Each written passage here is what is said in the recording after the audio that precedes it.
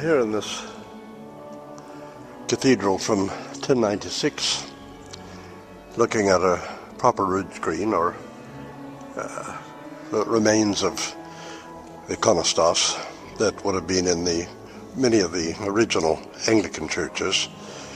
And I wanted to say a few things. I'm not going to appear on the video this time. I'd rather do a few scenes from the cathedral.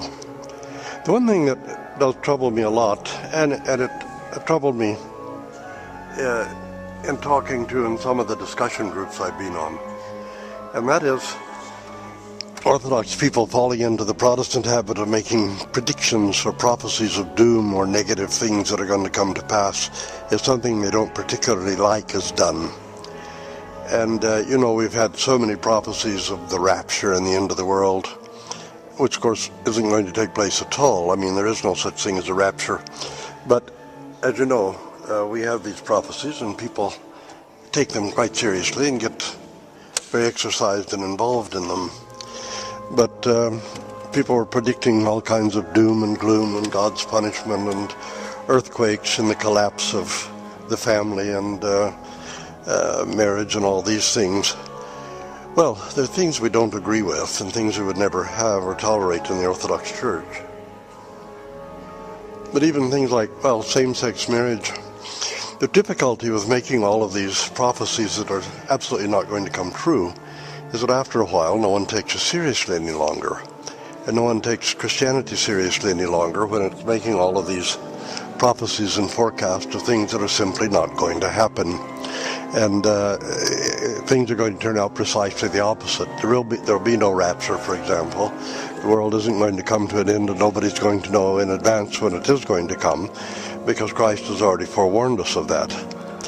But when laws are passed that we don't like, when things like tolerating Jews took place, the Black Plague, you remember, became a devastation of Western Europe. Well, more than Western Europe, but in Western Europe, it was started the rumor that the Black Plague would end once Christians stopped tolerating Jews, because it was the toleration of Jews that had made God punish everyone by causing the Black Plague to take place. And this is the one thing that I rather want to emphasize. We don't agree with some things. We think they're negative, sin, evil, whatever. But when we start making prophecies about what will happen if these things come to pass, and those prophecies are not going to be fulfilled, we already know that from experience, then Christianity becomes a laughingstock and a joke. It's all about hate, it's all about malice, it's all about trying to rob some other people of their freedoms or rights, or find an excuse for massacring Jews, or something like that. And then when none of that comes to pass, none of that actually happens, but things turn out to be just fine, again, Christianity becomes a laughingstock, and it's known for attacking and trying to destroy other people rather than spread the gospel in a positive and meaningful manner, which has to do with the salvation of the soul rather than creating enemies and trying to destroy them.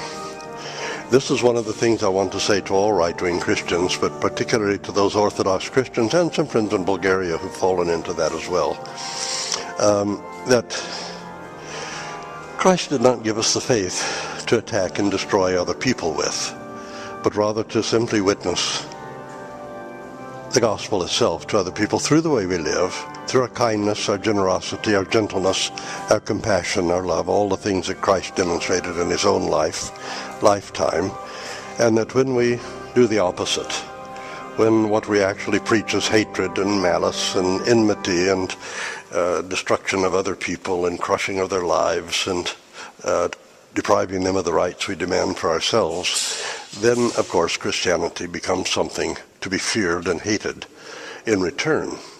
Hatred breeds hatred, anger breeds anger, malice breeds malice. And every time you're preaching malice, every time you're teaching malice, every time you're doing malice and enmity, then that's exactly what you're going to create. And it's going to turn on you, and not just you, it'll turn on the Christian faith in general. And we need to rethink and perhaps change some of our attitudes to something more profitable, more meaningful, and try to spread the gospel with love and gentleness and tenderness. Nice icon of the resurrection. Erroneously called the descent into Hades, but it's actually the resurrection icon. So, I thought walking through this cathedral built in the 1000s might be a good time to talk about these things. Many of these churches will be almost empty on Sundays. Many Orthodox churches won't have a great number of people in them in some of our countries. And there are reasons for that. The younger generation don't trust Christianity because it has involved itself so much in hatred and malice and condemnation and slander and all these and persecutions of other people. And I know some of our people think, well, you can't be a Christian if you're not persecuting so-and-so or such and such. If you're not condemning, if you're not cursing someone, you can't really be a Christian. But cursing, condemning, and slandering is not really a part of what Christ taught us. And unless we find that out, unless we discover that, unless we reshape the way we approach things in life, then we're going to destroy Christianity ourselves. Christians bear the primary responsibility for atheism, not Darwin or science, but Christians themselves, in the way they've approached their arguments and their polemics about the things they don't agree with or don't like. And Christians are the ones who are destroying Christianity. It's easy to trust Christ, very difficult to trust Christians, because Christians can be quite evil in the way they conduct themselves in their faith. And so this is one of the things that I wanted to really discuss and broadcast and see if perhaps I couldn't get people to rethink some of the ways they deal with the problems of society, with social problems and other things. And try a little bit of kindness, try a little bit of generosity, a bit of compassion, a bit of love, a bit of understanding, and a bit of trying to know what you're talking about before you say it. That's not a great deal to ask, but not to try to find reasons why.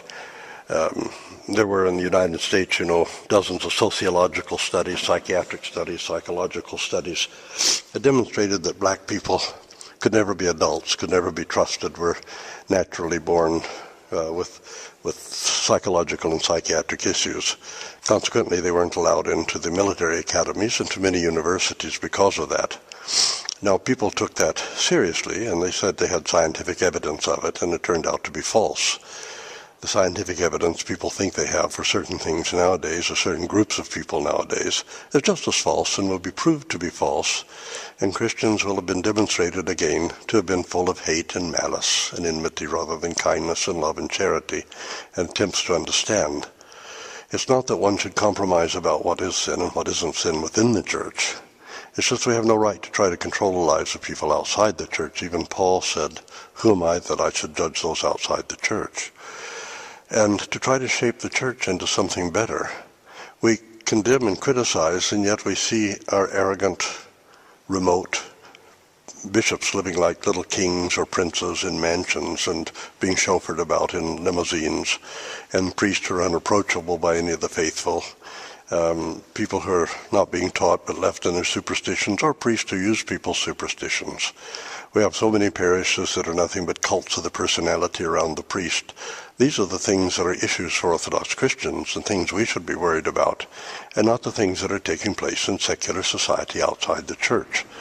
That's just a matter of malice and hatred when we do that. It's not a matter of anything that has to do with Christ or with the faith itself.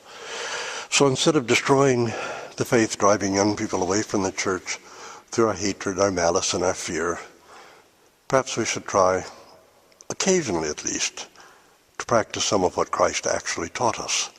It might be refreshing to Christians to pay a little attention to Christ once in a while, instead of trying to rummage through the scriptures, trying to find things to use to hurt other people or to destroy other people with.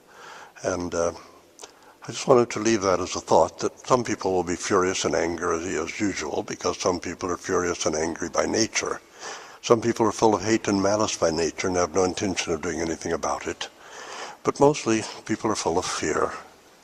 And that's not appropriate for Christians to be full of fear. The apostle told us we've not been given over in bondage to a spirit of fear. And the beloved disciple told us that whoever still has fear simply hasn't learned how to love perfectly yet. So perhaps we should learn how to love perfectly and then present Christianity from that perspective instead of the perspective of our own fear, our own hatred, our own malice, and that sort of thing. So thank you and God bless you. I hope you've enjoyed a little bit seeing around the cathedral and a bit of the beautiful organ music that we heard, and perhaps we'll get a chance to record some English plain chant as well. I thought the iconostas was particularly interesting, although it doesn't have icons. And our brother Ephraim, who's traveling with me, is looking around, never having seen anything vaguely this old before. Thank you and God bless you, and I'll speak to you again from the conference that I'm going to, the two conferences that I'm going to, just south of Norwich, where we are at this point. This is Norwich Cathedral, and formerly, of course, the monastic cathedral. But a cathedral, by the way, is not just a big church. A cathedral is a church in which the bishop has his cathedra, his throne, and the bishop resides. So this one happens to be actually a cathedral. So